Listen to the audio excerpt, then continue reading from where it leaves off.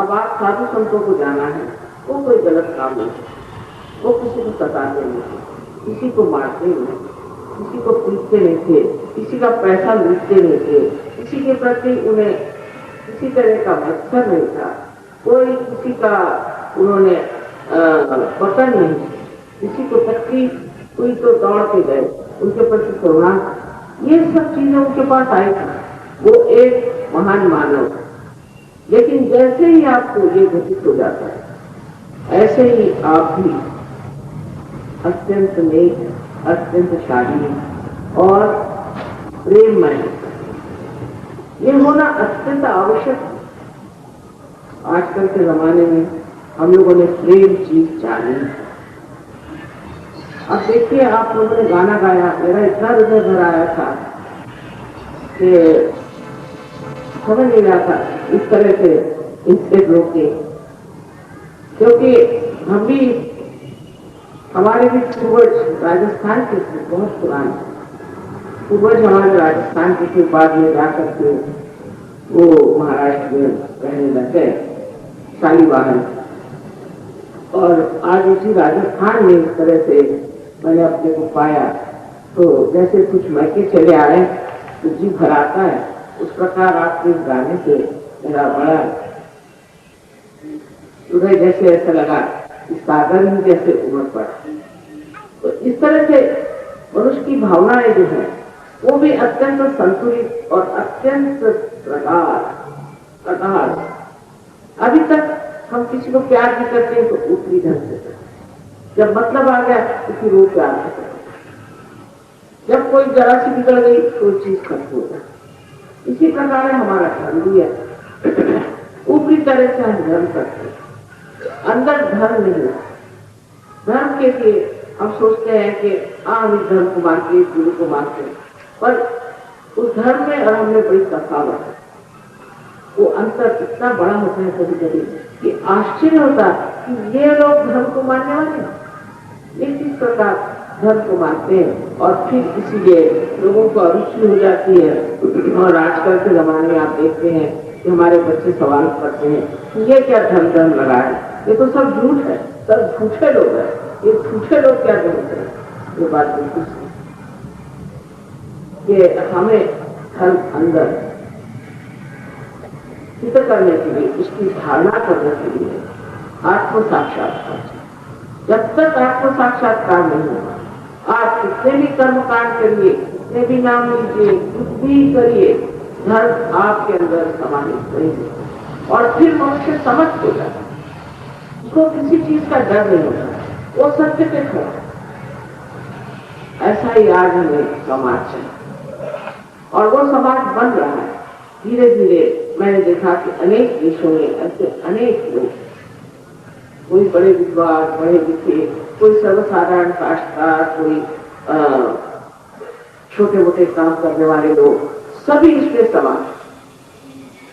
थोड़े दिन पहले दिल्ली में एक प्रोग्राम हुआ था, तो मैंने देखा कि डॉक्टर्स एंड इंजीनियर्स और इनकम टैक्स कमिश्नर्स और सेक्रेटरी साहब और उसके साथ हमारे देहात के लोग और सब बैठ के तालियां पीछे गाना गा रहे हैं। मैंने कहा हो क्या गया, सबक ये तो किसी के साथ बैठने वाले, सारा अहंकार मैंने पता नहीं कहाँ चला गया और सब एक जीव हो गए। धर्म में भी जब आप उतरते हैं तो आप देखते हैं कि धर्म जो है उनके सारे तत्व एक ही आधार पर, आध्यात्म के पेड़ पर उगे हुए ये अलग अलग सुंदर फूल है जो हमने तोड़ लिए और तोड़कर लड़ रहे, ये हमारा, ये हमारा, ये हमारा। किंतु सारे का तत्वसार अध्यात्म। और अध्यात्म में जब आप करते हैं तो देखते हैं कि सब धर्मों के जो भी प्रेरक हो गए तो बड़े महान। आज आपको आश्चर्य होगा कि मुसलमान हैं हमारे यहाँ, वो गणपति की पूजा करते हैं, और जून लोग जो है मोहम्मद साहब की पूजा करते हैं, और ईसा की पूजा करते हैं, और ईसाई जो है वो आपके गणपति का सर्वश्रेष्ठ ऐसे सुना दे कि आप आश्चर्य कर ले। आदि शंकराचार्य का सारा ऐसी नंदिनी गाय जो हम लोग नहीं गा सकते, वो इतना सुंदर से सुना दे। आप लोग देखिएगा इसके अगले साल में उन सबको यहाँ लाऊंगा और आप आश्चर्य करें ये लोग किस तरह से इन्होंने हमारी सभ्यता को, हमारी संस्कृति को इतने आसानी से अपने पास ले लिया। नहीं तो एक शब्द भी अंग्रेजी का बोलना माने कठिन नहीं था, हिंदी का बोलना कठिन। अंग्रेज लोगों को अगर एक भी शब्द हिंदी का सिखाना है तो कम से कम 1 महीना लगता, उस पर भी हो देता। और अब ऐसा देखा गया है कि ये लोग पता नहीं हिंदी में कविताएं भी बनाने लगे। तो आपके भारत की सभ्यता जो है सारे संसार में है। हम चाहे से वंचित हो रहे हैं, लेकिन वो अपनी भी सभ्यता में जो खराबियां हैं वो सहयोग में पूरी तरह से निकल गया और एक तरह से ऐसा कुछ वातावरण बन गया है कि बहुत ही सुंदर नीतिमान लोग हैं। और जैसे कहना चाहिए कि एक देवदूत के आपसी प्रेम, आपसी बातचीत बहुत सुंदर। अब मैं आपसे बताना चाहती हूँ कि आत्मा का क्या चमकता है। आत्मा का जब वो हमारे अंदर प्रकाशित होते हैं तो हमारा जो चित्त है वो भी प्रकाशित है। वो चित्त ऐसा प्रकाशित हो जाता है कि उस प्रकाश को हम जहां भी चित्त लगाएं उसकी खबर हमारे पास आ जाए। जैसे यहाँ बैठे बैठे हम सोचे कि ये साहब है, उनको क्या शिकायत है, तो फौरन आपको वो पता चल जाएगा। अगर आप जान सके कि उनको क्या शिकायत है और अगर आप ये सीख लिया कि शिकायत को किस तरह दूर करना है तो यहाँ बैठे बैठे उनकी शिकायतें आप दूर कर सकते। आत्मा का इस तरह से प्रकाश हमें अत्यंत धार्मिक भी बना। आंखें हमारी जो है वो स्थिर हो गई और ऐसे आदमी का एक कटाक्ष दूसरे आदमी की जिंदगी में शांति, आनंद ला सकता। एक आत्मा का जो सबसे बड़ा आधार है वो है प्रेम की शक्ति। आज तक हमने सिर्फ देश की शक्ति को इस्तेमाल किया, देश को ही हमने माना। इस प्रेम की शक्ति का महत्व हमने जाना है और इतनी महान चीज है ये, इसके आए बगैर इस संसार का उद्धार नहीं। ये संसार की बचत इसी में है कि हम इस महान तत्व को अपने अंदर समा। दूसरी बात आत्मा के साथ ये है कि ये केवल सत्य को प्रकट करता है, मतलब जिसे एब्सोल्यूट ट्रूथ कहते हैं।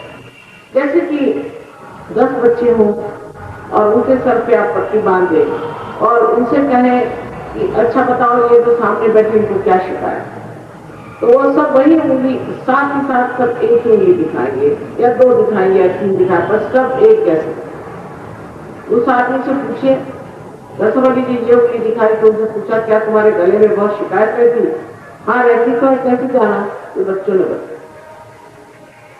तो एक मेव सत्य को जानने से जब सभी एक मेव सत्य को ही जानते हैं और सबके लिए एक ही प्रणाली सत्य है और वो जानना बोध है, वो जानना बुद्धि से नहीं, तो लड़ाई झगड़ा किस चीज का? सब एक ही चीज में समाये हुए, एक ही चीज को समझते हैं। जैसे अब मैं यहाँ बैठी हूँ, आप सब मुझे देख रहे हैं। अब इस पर कोई वाद विवाद करेगी नहीं, माता जी यहाँ बैठेंगे तो आप कहेंगे साहब आपकी आंख में अंधे हैं, और जिनके पास आंखें सब देख सकते तो मैं आपके सामने बैठी हूँ। इसी प्रकार ये बोध ऐसा हो जाता है कि इसमें कोई शंका ही नहीं रह जाती, निशंक। इतना ही नहीं, एक दूसरे से वार्तालाप जब होता है तो समझ में आ जाती बात किस तरह से सूझबूझ आपस में।